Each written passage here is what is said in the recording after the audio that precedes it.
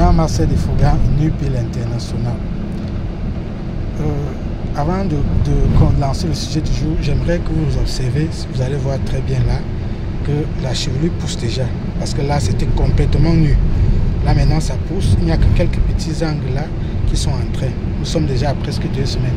C'est vrai que c'est un traitement qui est parti sur 3 mois, mais déjà en presque 2 semaines et demie, je crois. C'est déjà, vous voyez qu'il y a des bons résultats. Bon, le sujet du jour va concerner la suite ou mieux élaborer, parce que les vidéos sont courtes, on ne peut pas tout élaborer.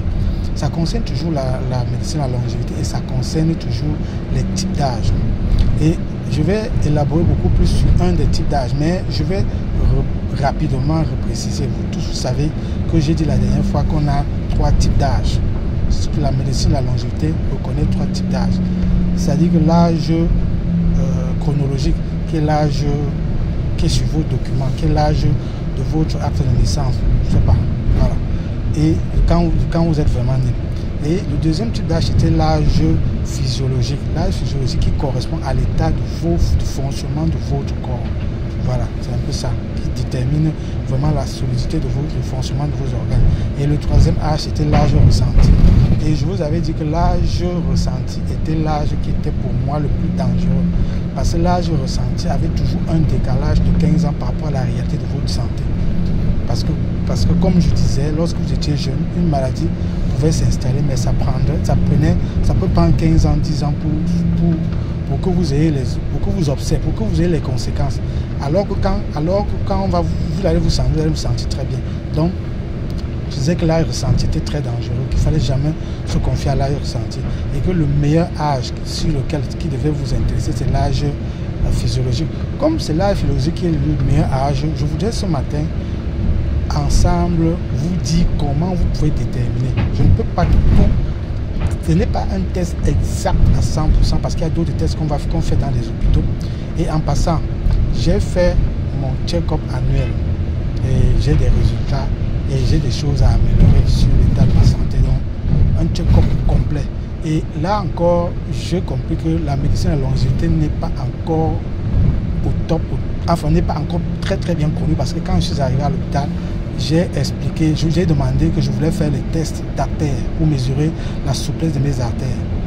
Et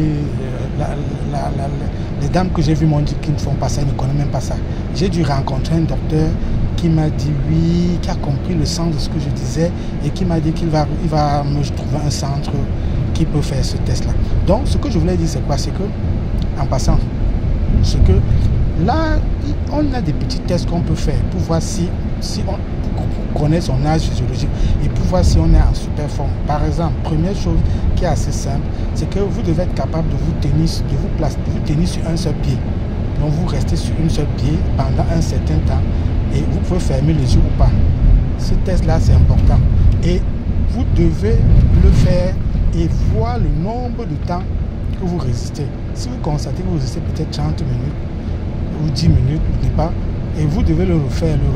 Si vous constatez à chaque fois que vous êtes en train de baisser, ça veut dire que votre âge physiologique est en train de baisser. Si vous constatez que ça s'améliore, ça veut donc dire que votre âge physiologique s'améliore. Ok, de l'autre côté, il y a encore un autre test qui est aussi très important. C'est que vous devez être capable de vous lever et vous asseoir sans l'aide de vous-même pendant 10 fois. Ça aussi c'est important. Ça permet, et vous devez aussi toujours le faire de temps en temps pour voir si à un moment donné vous le faites plus, ça veut dire que vous rajeunissez. Si vous le faites moins, ça veut dire que vous vieillissez. Ça aussi c'est très important. Bon, lié à beaucoup d'autres paramètres, parce que là je ne peux pas expliquer tout ici, vous pouvez facilement déterminer un peu. Bon, il y a les tests par exemple le télomère pour voir si votre télomère est plus long ou court. J'avais expliqué ici que le télomère c'est une extrémité du chromosome, c'est-à-dire c'est quelque chose qui est attrait à votre patrimoine génétique. Voilà, donc il y a les tests de télomère, il y a les tests des artères, comme je vous ai dit tout à l'heure là, on mesure la souplesse de vos artères. Il y a des tests cardiovasculaires. Bon, la vidéo je ne peux pas tout expliquer ici, ce test cardiovasculaire là par exemple.